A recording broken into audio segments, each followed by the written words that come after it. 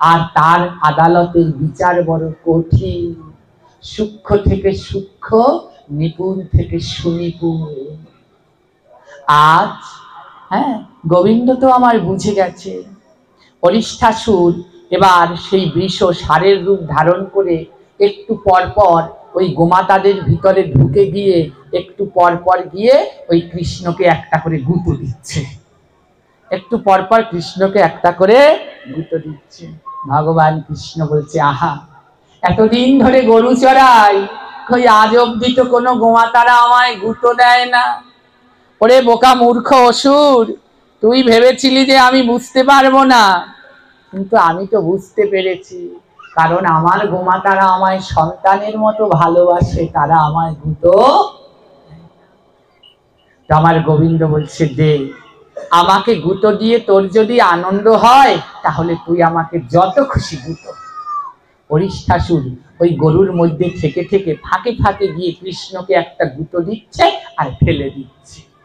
তো সখাগণ এটা লক্ষ্য করছে, কি আমার কানাইয়াকে কোন গরুতে গুঁতো দিচ্ছে। অমনি কি করেছে জানো, সব সখাগণ গিয়ে সেই গরুটাকে ধরার চেষ্টা করছে। তো অরিষ্ঠাসুর বলছে, দাঁড়া সখাগণ, তোরা কৃষ্ণকে রক্ষা করবি, তাহলে তোদেরকেই আগে মারব। এবার অরিষ্ঠাসুর কি করছে, ওই ভগবান কৃষ্ণের সখাদেরকে গুঁতোতে শুরু করেছে। আর যেই ভগবান কৃষ্ণকে গুঁতো দিতে যায়, ডানে বায়ে শ্যামলী ধবলী ওরা এসে দাঁড়ায়, আর ওই অরিষ্ঠাসুর শ্যামলী ধমলী গোমাতাদেরকেও গুঁতো দিচ্ছে। একের পর এক এরকম গুঁতো দিতেই লাগলো। ভগবান শ্রীকৃষ্ণ বলছে, অরিষ্ঠাসুর, এটা তুই বড় ভুল করেছিস। কেন জানিস, যদি আমায় মারতি, আমায় গুঁতোতি, আমি কিচ্ছু বলতাম না, কিন্তু আমার ভক্তের যদি কেউ ক্ষতি করার চেষ্টা করে, আমি কৃষ্ণ তাকে ছাড়ি। আমার ক্ষতি করলে আমি কিছু করব না, কিন্তু আমার ভক্তের গায়ে যদি হাত দেস তাহলে কিন্তু রেহাই পাবি না। তাই হে অসুরের দল, আমার ভগবান বলছে, আমায় যা খুশি তোরা কর, ভাঙচোর যা কর, কিন্তু ভক্তের গায়ে হাত দিলে কিন্তু রেহাই পাবি না। তো আজ যখন অরিষ্ঠাসুর সেই শ্যামলী ধবলী শ্রীরাম সুদামেরকে গায়ে হাত দিতে গেল, তাদের ক্ষতি করতে গেল, গোবিন্দ বলে, এবার তোর হচ্ছে। অমনি গোবিন্দ গিয়ে কি করছে, অরিষ্ঠাসুরের পা ধরেছে, ডান পা, ডান দিকের পাটা ধরেছে, একটা পা, দুটো পা ধরেছে, আর ডান দিকের দুটো পা ধরে অরিষ্ঠাসুর ভন ভন করে ভগবান সেই ষাঁড়টাকে ঘুরাতে লাগলেন। এত জোরে ভন ভন করে ঘুরাতে ঘুরাতে সজোরে একটা আছাড় মেরেছে। আর ওই যে পূর্ব জন্মে গুরুদেব অভিশাপ দিয়েছে, যা অসুর হয়ে যা, তো শিষ্য বলছে, গুরুদেব আমি কবে মুক্তি পাবো, যে জন্মে গোবিন্দ তোকে নিজের হাতে কৃপা করবে। সজোরে যখন আঘাত করেছে, অরিষ্ঠাসুর ঘুরতে ঘুরতে এসে আমার গোবিন্দের চরণের কাছে পড়েছে। চরণের কাছে পড়ে বলছে, গোবিন্দ গো, ও গোবিন্দ, একটু কৃপা আমাকেও করো প্রভু।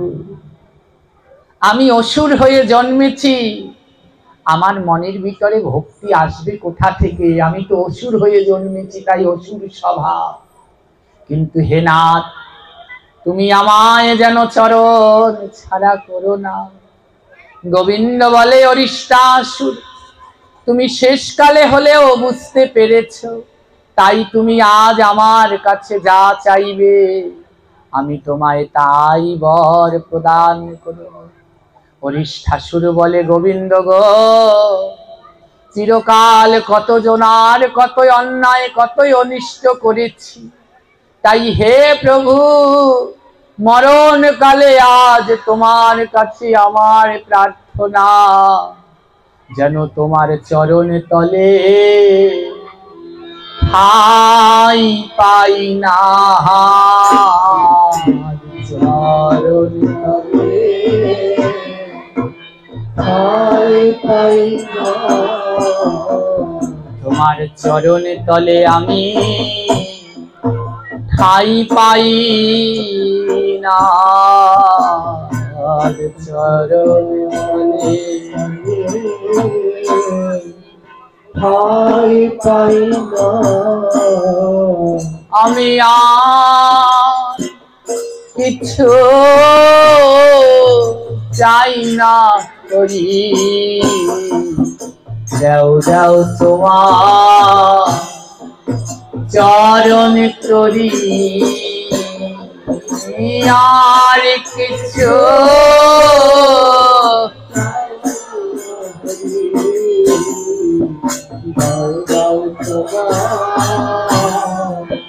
চরণ তরি, আমি আর কিছু চাই না করি, দেও দেও তোমার চরণ তরি, আর কিছু চাই না হরি,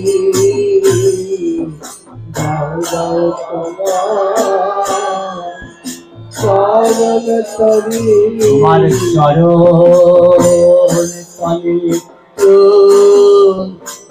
স্থান দাও গো,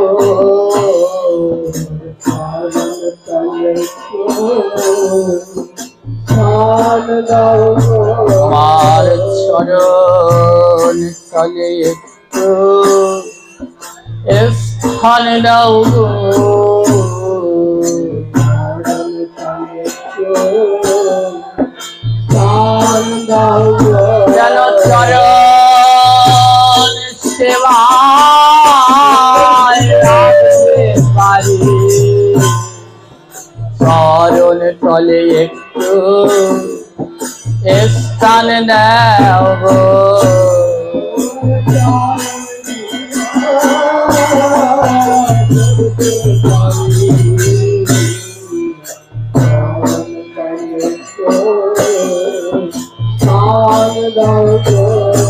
হরিষ্ঠাসুর বলছে গোবিন্দ, সারা জীবন তো কত পাপ কত অন্যায় করেছি, তাই প্রভু আর আমার কিচ্ছু চাওয়ার নাই, আমি স্বর্গ চাই না গোলক চাই না, আমি তোমার চরণ তলে থাকতে চাই। গোবিন্দ বলে যাও হরিষ্ঠাসুর, আমার চরণের তলে 19টা চিহ্ন থাকবে, তার ভিতরে একটা চিহ্ন হলো গোষ্পদ মানে গরুর খুর, তাই তুমি যখন মৃত্যুকালে এসে বুঝতে পারলে এই চরণ ছাড়া আর গতি নাই, তাই তোমার চরণ আমি আমার চরণের তলে জন্মে জন্মের জন্য রেখেছিলাম। ওগো ভক্ত, তুমি আমার চরণ তলে আর জগতের জীবকে ডেকে ডেকে বলছে, ওরে জীব তোরা একবার আমার কাছে আয়, যদি ভালোবেসে আসিস তাহলেও আমায় পাবি, আর যদি আমায় মারবার জন্যেও আসিস আমি তোদের চরণ ছাড়া করব না রে, চরণ ছাড়া করব না রে, তোদের চরণ ছাড়া করব না রে,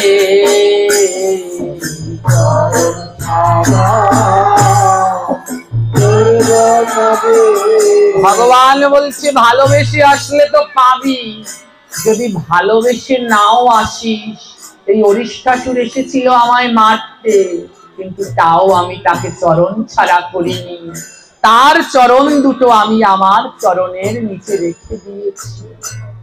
হরিষ্ঠাসুর দেহ থেকে প্রাণ চলে যাবে, আর যাবার বেলায় বলছে গোবিন্দ এই জগতে কেউ যদি মারা যায় তার সন্তান সন্তান আদি পুত্রজন তাদের সমাধি দেয়, কিন্তু হবে আমার তো আর কেউ নাই, আমার গতি কি হবে? গোবিন্দ বলছে এই জগতে যার কেউ নাই, তার পরম বান্ধব আমি আছি। তোমরা সর্বস্ব ছেড়ে আমার শরণাপন্ন হও। আজ অরিষ্টাসুর সর্বস্ব ছেড়ে গোবিন্দের শরণাপন্ন হয়েছে। আর যাবার বেলায় বলছে, ওগো মাধব, আমার মনের বড় বাসনা, একবার তোমার অঙ্গ পরশ করব। কিন্তু গোবিন্দ গো, আমি তো একটা ষাঁড়, আমার কি শক্তি আছে তোমায় জড়িয়ে ধরার? তুমি একবার আমার ধরো মাধব,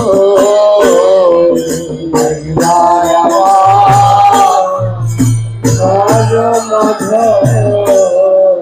তুমি একবার আমার ধরো মাধব।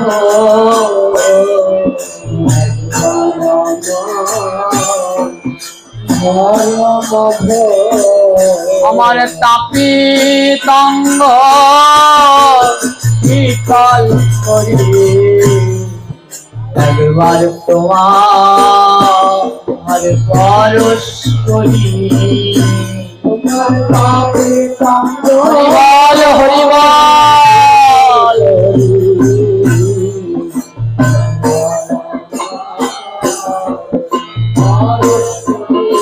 আমার তাপিত অঙ্গ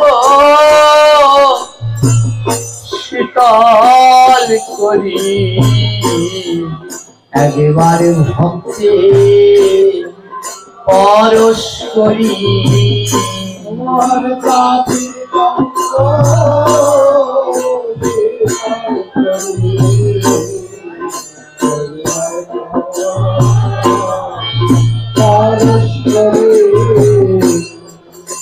আমার দেহ পাপে ভরা,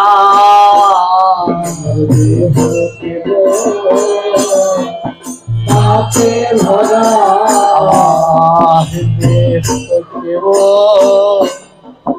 পাপে ভরা,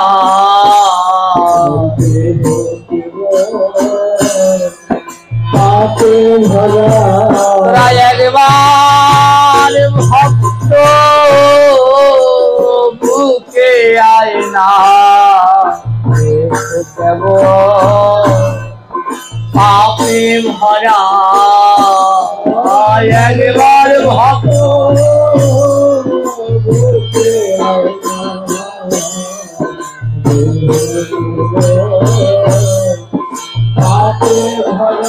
আমার পাপের দেহে পাপ গেল না,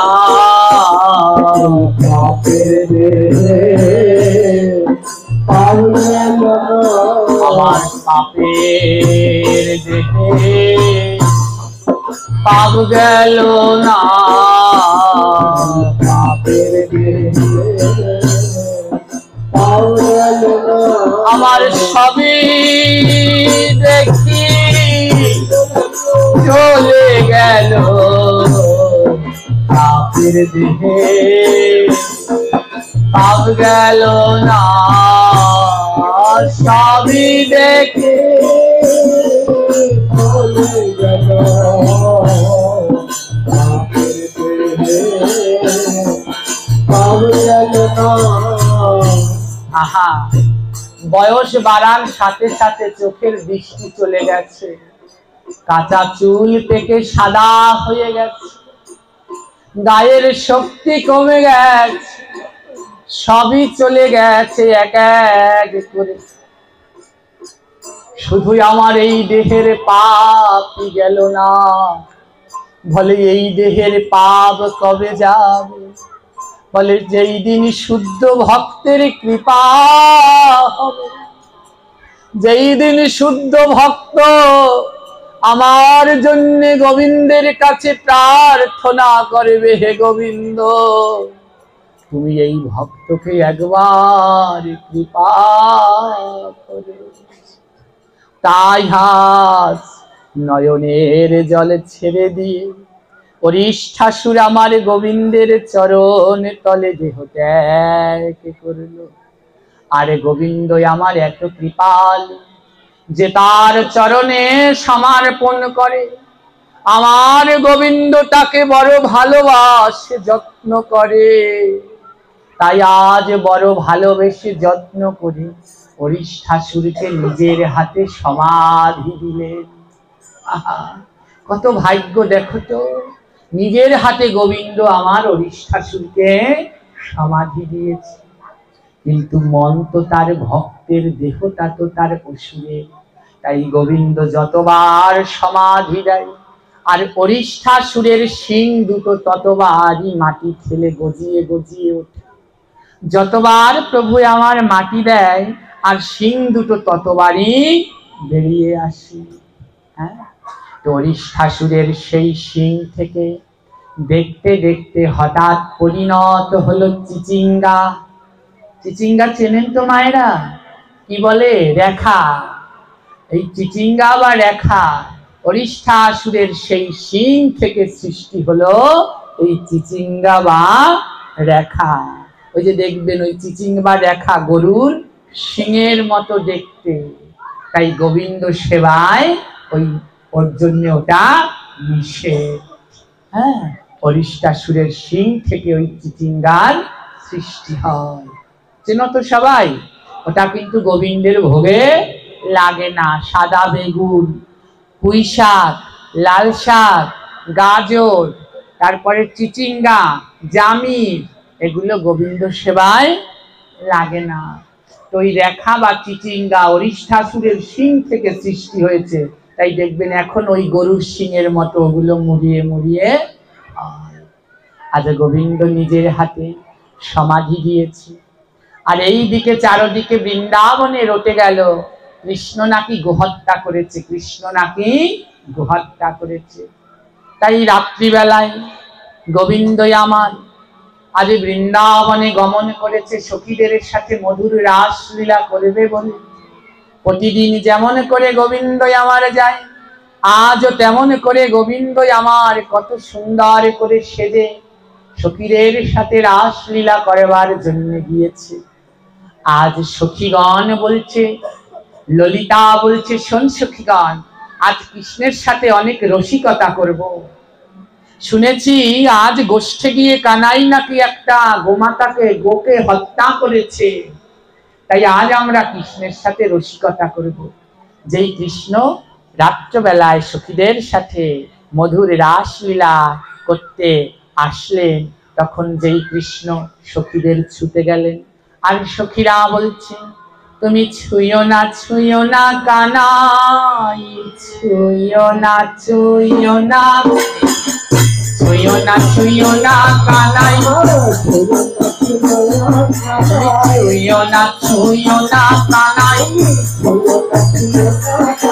গোহত্যার পাপ লাগিবে ভাই, ছুঁয়ো না কানাই,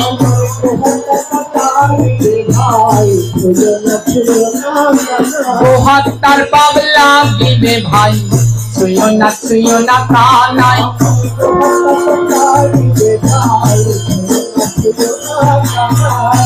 সখীগণ বলছে, যখন কৃষ্ণ আমার সখীদের স্পর্শ করতে দিয়েছে, সখীরা বলছে না ছুঁয়ো না কানাই, তুমি আজ গোহত্যা করেছো, আমাদের যদি ছো তাহলে তোমার গোহত্যার পাপ আমাদের লেগে যাবে, ছুঁয়ো না। কৃষ্ণ বলছে, শোনো সখী, ও গো ছিল না, ওটা ছিল অসুর, অরিষ্ঠাসুর, গরুর রূপ ধারণ করে এসেছে। সখীগণ বলছে, তাতে কি? ইন্দ্র তো সেই বৃত্তাসুরকে বধ করেছিল, বৃত্তাসুর অসুর, কিন্তু ব্রাহ্মণ হত্যার পাপ লেগেছে। তাই হে কানাই, তুমি অসুর বধ করেছো, তাতে কি? ওটা তো গরু ছিল, তাই তোমার গায়ে গোহত্যার পাপ লেগেছে। তাই আজ আমাদের সখীদেরকে তুমি স্পর্শ করবে না, কারণ তোমার পাপ আমাদের দেহে প্রবেশ করতে পারে। কৃষ্ণ বলছে, হে সখীগণ, হে গোপীগণ, তোমাদের ছাড়া তো আমি থাকতে পারি না, আমার কি পবিত্র হওয়ার কোনো বিধান আছে? সখীর ভিতরে চাতুরা সখী ললিতা বলছে বিধান একটাই আছে কানাই। বলে কি? আজ কৃষ্ণ পক্ষের অষ্টমী তিথি। এই অষ্টমী তিথিতে তুমি যদি সমস্ত তীর্থের জলে স্নান করতে পারো তাহলেই তুমি গোহত্যার পাপ থেকে মুক্তি পাবে।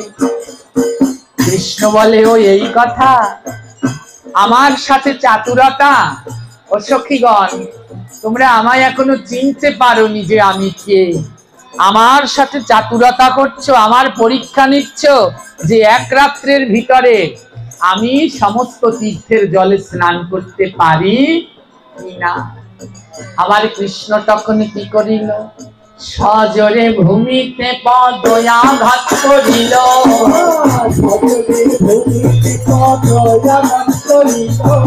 সজোরে ভূমিতে পদ আঘাত করিল।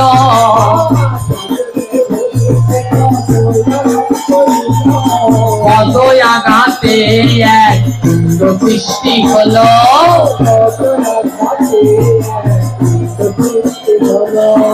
কৃষ্ণ আমার তার চরণ দিয়ে সজোরে পায়ের গোড়ালি দিয়ে একটা ভূমিতে আঘাত করেছে। এমন আঘাত করেছে বড় একটা কুণ্ড মানে পুকুর হয়ে গেছে, বড় একটা পুকুর হয়ে গেছে। সখীগণ অবাক হয়ে গেছে, ওরে বাবারে এত শক্তি, পায়ের একটা আঘাতেই এত বড় পুকুর হয়ে গেল। তো সখীরা বলে ও কানাই, তুমি তো গোয়ালা, পুকুর হয়েছে তাতে কি, জল পাবে কোথায়? এতে তো কোনো জল নাই। আর তোমাকে শুদ্ধ হতে হলে সমস্ত তীর্থের জলে স্নান করতে হবে। আজ কানাই আমার কি করেছে? এবার কানাই আমার এক এক তীর্থ ধরে ডাকতে লেগেছে। কোথায় আছো গঙ্গা দেবী, আসো কুণ্ড তটে। আরে কোথায় আছো শ্রী যমুনায়, আসো কুণ্ড তটে।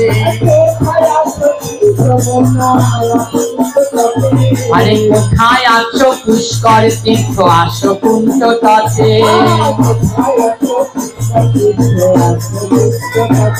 আরে কোথায় আছো সিন্ধু আর কাবেরী।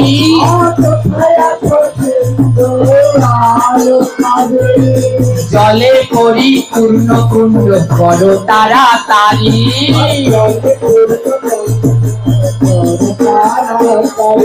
দেখিতে দেখিতে যত তীর্থ সকল এলো।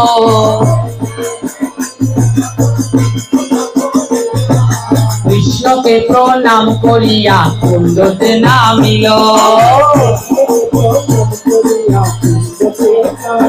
আরে সমস্ত তীর্থের জলে কুণ্ড পূর্ণ হলো।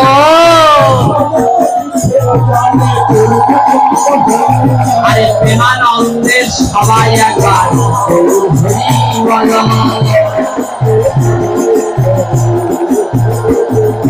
প্রেমানন্দের সবাই একবার রাধা রাধা বলো।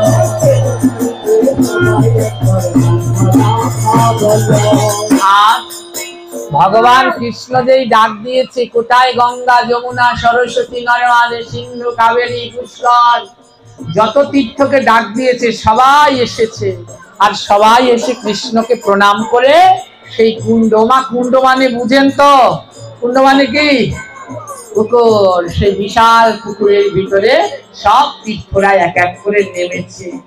এবার কৃষ্ণ বলে, দেখো সখীরা, তোমরা বলেছো এক রাত্রের ভিতরে সব তীর্থে স্নান করতে হবে, তাই সমস্ত তীর্থ এই যে আমি আমার পা দিয়ে যে কুণ্ড সৃষ্টি করেছি এই কুণ্ডের ভিতরে আছে। এবার গোবিন্দ আমার কি করলো? এবার ঝাঁপ দিয়ে কানাই আমার জলেতে পড়িল। এবার ঝাঁপ দিয়ে শ্যাম কানাইয়া জলেতে পড়িল।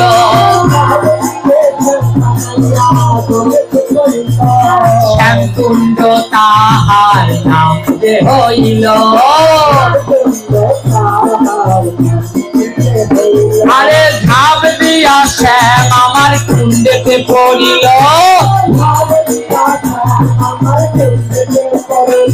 আরে শ্যাম কুণ্ড তাই তাহার নাম যে হইল।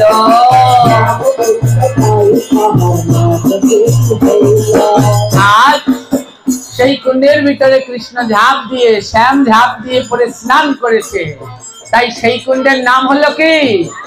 জোরে বলো, বলিয়ে শ্যাম কুণ্ড কি? ভগবান আমার সেই কুণ্ডে স্নান করলেন, আর জগতে সৃষ্টি হলো শ্যাম কুণ্ড। এবার কৃষ্ণই আমার স্নান করে উঠে, এবার কৃষ্ণই আমার সখীদের সাথে একটু রসিকতা করছে। সখীদের মনে কি অহংকার ছিল? তারা কৃষ্ণের সাথে একটু রসিকতা করেছে। এবার কৃষ্ণ রসিকতা করছে। কৃষ্ণ বলছে, হে সখী, তোমরাও তো সব গোয়ালা, মাখন ননি বানাও, জীবনে কাউকে দান ধ্যান করো নাই, কোনো জপ টপ করো নাই, তাই তোমরাও সব পাপী। আমি কৃষ্ণ সব তীর্থে স্নান করে আমি পবিত্র হয়েছি, কিন্তু তোমরাও তো কেউ জীবনে কোনো দান ধ্যান যাগযজ্ঞ পূজা অনুষ্ঠান করনি, তাই তোমরা পবিত্র হবে কিসে? সখীরা বলছে, এত সাহস আমাদেরকে এইভাবে বলা? কৃষ্ণ বলে, শোনো সখী, তোমরা যদি পবিত্র হতে চাও তাহলে আমার এই শ্যামকুণ্ডের জলে স্নান করে নিতে পারো, তাহলে তোমরা পবিত্র হয়ে যাবে, কারণ তোমাদের তো উদ্ধার হওয়ার আর কোনো পথ নাই। রাধারানী বলছে, এত মনের ভিতরে অহংকার? রাধারানী বলছে, তোমার কুণ্ডে আমরা স্নান করব না। কৃষ্ণ বলে, কেন? বলে, ওই কুণ্ডের জল সব দূষিত হয়ে গেছে। ওই যে তুমি গোহত্যা করেছো, আর ওই স্নান করে তোমার গায়ের পাপ সবর মধ্যে, তাই আমরা ওই কুণ্ডে কেউ স্নান করব না। কৃষ্ণ বলে, তাহলে কোথায় স্নান করবে? রাধারানী বলে সখীদেরকে, সখী, আমরা আর একটা কুণ্ড খনন করব। ওই দেখ, যেইখানে শ্যামকুণ্ড, তার পশ্চিম দিকে অরিষ্ঠাসুরের একটা পায়ের খুরের চিহ্ন। রাধারানী বলছে সখীদেরকে, চল সখী, ওই যে অরিষ্ঠাসুরের পায়ের খুর, ওইখান থেকে আমরা খোঁড়া শুরু করব। সখীগণ বলে, কি দিয়ে খুঁড়বি রাধে? আমরা কি খন্তা কোদাল নিয়ে এসেছি? রাধারানী বলছে, হাতের বালা, কঙ্কন, কঙ্কন খোল। সবাই হাতের বালা খুলেছে, কঙ্কন খুলেছে, আর কঙ্কন ভেঙে দুটুকরো করে, বুঝতে পারছেন মায়েরা? হাতের কঙ্কন মানে চুড়ি, ওটা খুলে ভেঙে দুই টুকরো করে, এবার যেখানে ওই অরিষ্ঠাসুরের পায়ের ছাপাটা ছিল সেইখান থেকে সখীরা খুঁজতে শুরু করেছে। আর খুঁজতে খুঁজতে কিছু সময়ের মধ্যে ওই শ্যামকুণ্ডের থেকেও বড় কুণ্ড তৈরি করে ফেলেছে।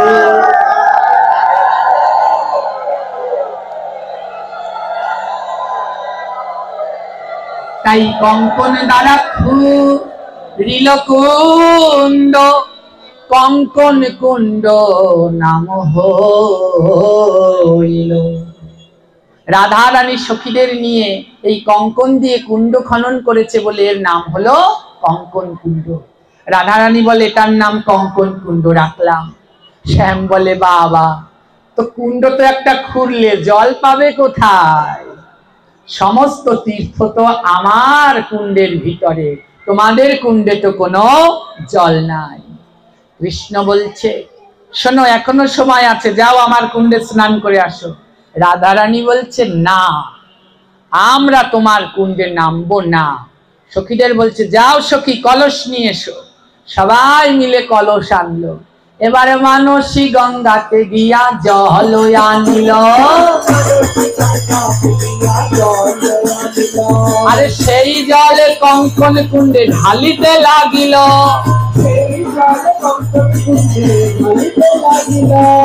আপনারা যখন বৃন্দাবনে যাবেন, আর যারা গিয়েছেন তারা দেখেছেন, বৃন্দাবনে একটা কুণ্ড রয়েছে, তার নাম হলো মানসী গঙ্গা।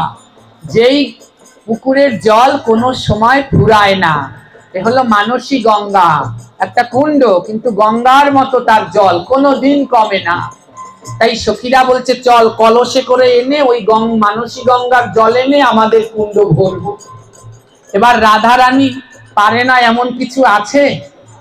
সমস্ত তীর্থগণ ভয় পেল, যদি মানসী কুণ্ডের জল দিয়ে ওই কঙ্কন কুণ্ড পরিপূর্ণ হয়, তাহলে আমরা তীর্থরা রাধারানীর সেবা থেকে বঞ্চিত হব। শ্যামকুণ্ডে থেকে শ্যামের সেবায় লাগলাম, কিন্তু যদি কঙ্কন কুণ্ডে না যাই তাহলে রাধার সেবায় লাগবো না। তখন সমস্ত কুণ্ডরাও সমস্ত তীর্থরা উঠে রাধা রানীর চরণের কাছে প্রার্থনা করল, হে রাধে, আপনার মতো করুণাময় জগতে আর কেউ নাই, তাই কৃপা পূর্বক এই আমাদের সকল তীর্থদের আপনার সেবা করার সুযোগ করে দিন। রাধে, আমাদের উপরে এত নির্দয় হবেন না, আমরা শ্যামের সেবায় লেগেছি, এবার রাধায়ের সেবায়ও লাগতে চাই। সমস্ত তীর্থের আকুল নিবেদন দেখে রাধারানী বলল, বেশ, তবে তাই হবে। হে শ্যামকুণ্ডের সমস্ত তীর্থগণ, তোমরা সবাই মিলে আমার রাধা কুণ্ডে প্রবেশ করো। তখন শ্যাম কুণ্ডের পশ্চিম তীর ভেঙে সমস্ত তীর্থগণ রাধা কুণ্ডের ভিতরে প্রবেশ করল।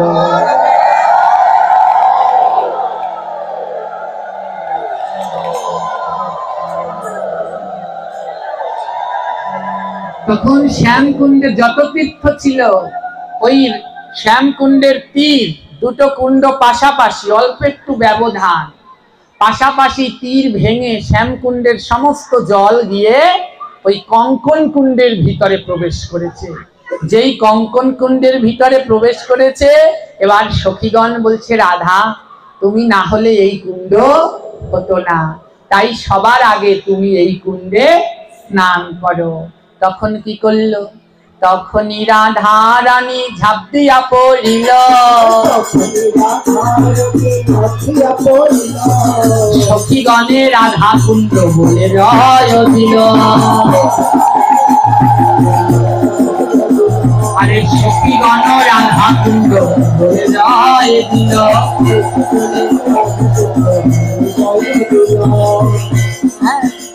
তখন কি করেছে? আমার রাধারানী যেই সেই কঙ্কন কুণ্ডে ঝাঁপ দিয়েছে, ওর নাম ছিল মূলত কঙ্কন কুণ্ড। কি নাম? ওই কঙ্কন দিয়ে ঘুরেছে বলে নাম দিয়েছে কঙ্কন কুণ্ড।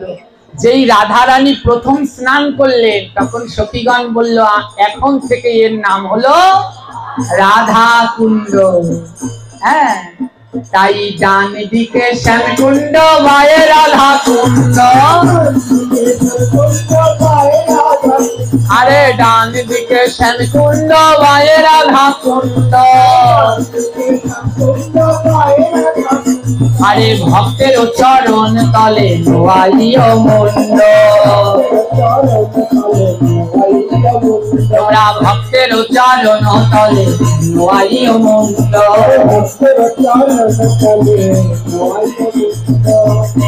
আর এইভাবে শ্যামকুণ্ড আর রাধা কুণ্ডের সৃষ্টি হলো। ওমা, কোন দিনে সৃষ্টি হয়েছে? কোন দিনে? এই দামোদর মাসে কৃষ্ণপক্ষের অষ্টমী তিথিতে। আপনাদের কাছে একটি বিনীত প্রার্থনা আছে, এই যে যারা এক একজন এক একদিন পাঠ দিচ্ছে, আপনারা তাদের উদ্দেশ্যে প্রার্থনা না হওয়া পর্যন্ত স্ব স্ব আসন ত্যাগ করবেন না। প্রার্থনা হবে, তারপরে আপনারা আসন ত্যাগ করবেন।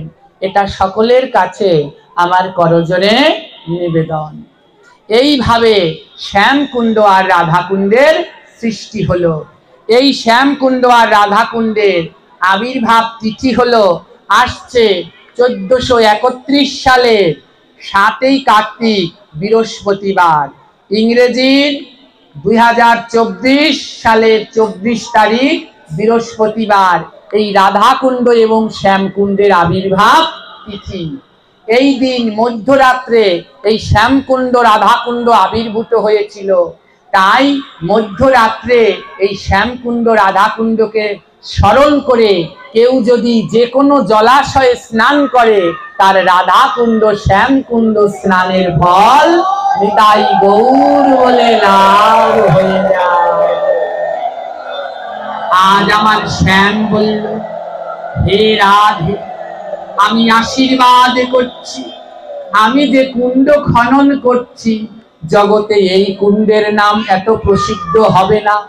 মানুষ যখন বৃন্দাবনে আসবে, সবার আগে মানুষ এই রাধা কুণ্ডে স্নান করবে, যখন জয়ধ্বনি দেবে সবার আগে রাধা কুণ্ডের নামে জয়ধ্বনি দিবে। তাই আমার কৃষ্ণ বলছে রাধা কুণ্ডের নাম আগে লইবে, আরে রাধা রানীর কৃপা হলে কৃষ্ণ পাইবে। আরে রাধা কুণ্ডের ভিতর আছে সর্বতীর্থের জল, আরে রাধা কুণ্ডের হ্রদে পায় সর্বতীর্থের ফল। হ্যাঁ, এই যে আপনারা কালো তিলক দেখছেন, এটা কোনো কালো তিলক নয়, এটা হলো সেই রাধা কুণ্ডের হ্রদ বা রাধা কুণ্ডের মাটি, যাতে রয়েছে সর্বতীর্থের ফল। সমস্ত তীর্থের ধুলাই হচ্ছে সেই রাধা কুণ্ডের চরণ তল। হ্যাঁ, তাই বলছে রাধা কুণ্ড শ্যাম কুণ্ড আলাদা যে নয়, রাধা কুণ্ড মানে রাধা, শ্যাম কুণ্ড শ্যাম, তাই দুইজন নাতে স্নানিতে হয় প্রেমলা। বলে রাধা কুণ্ড আর শ্যাম কুণ্ড আলাদা নয়, রাধা কুণ্ড মানে স্বয়ং রাধা রানী, আর শ্যাম কুণ্ড মানে স্বয়ং ভগবান শ্যাম।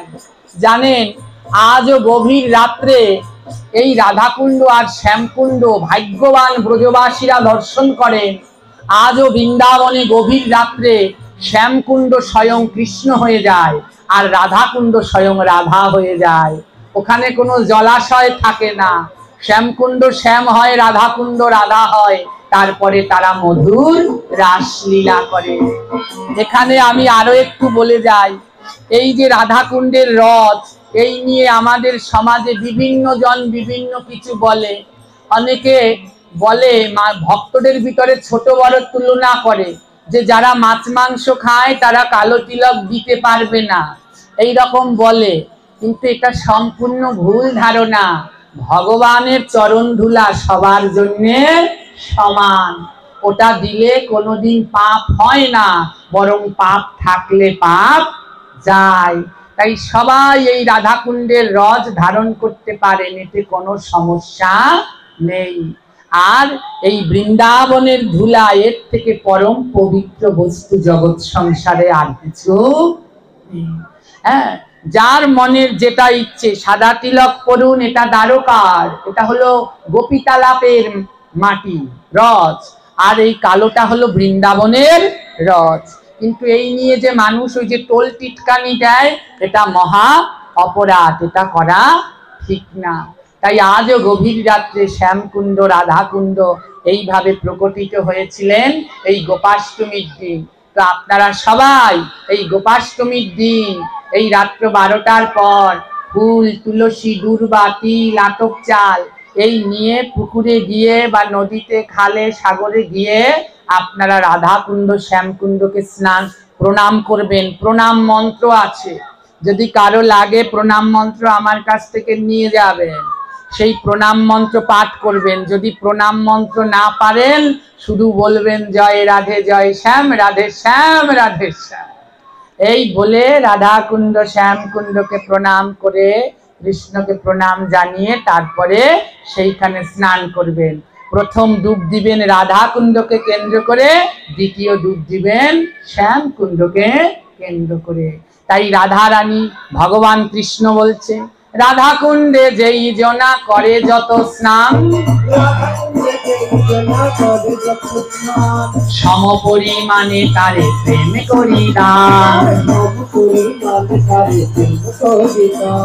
বলে রাধা কুণ্ডের নামে যতবার স্নান করবে, আমি কৃষ্ণ, আমার কৃষ্ণ প্রেম তাকে, রাধা প্রেম তাকে তত দান করব। আর রাধা রানী বলছে, শ্যাম কুণ্ডের নামে দেখো করে যে স্নান, শ্যাম সম প্রেম আমি করি তারে দান। আর রাধা রানীর কুণ্ডে স্নান করলে রাধা রানী দেয় কৃষ্ণ প্রেম, আর কৃষ্ণের কুণ্ডে স্নান করলে রাধা রানী দেয় রাধা প্রেম। এইভাবে দুই কুণ্ডের সৃষ্টি হইল। এবারে রাধা কুণ্ড আর শ্যাম কুণ্ড, রাধা কৃষ্ণ যুগল রূপ ধারণ করে আজি যুগল হইল। আজি রাধা আর শ্যাম দেখো যুগল হইল, আজি যুগল হইল। রাধা আর শ্যাম দেখো যুগল হইল। এবার মিলন হইল, রাধা শ্যাম দুই জনায় মিলন হইল।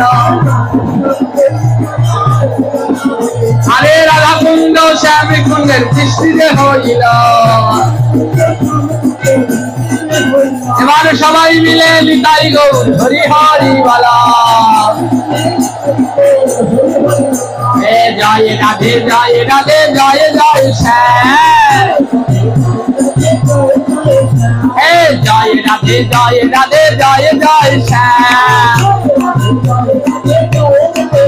আরে বদন ভরিয়া বলো জয় রাধে শ্যাম। আহা বদন ভরিয়া বলো জয় রাধে শ্যাম।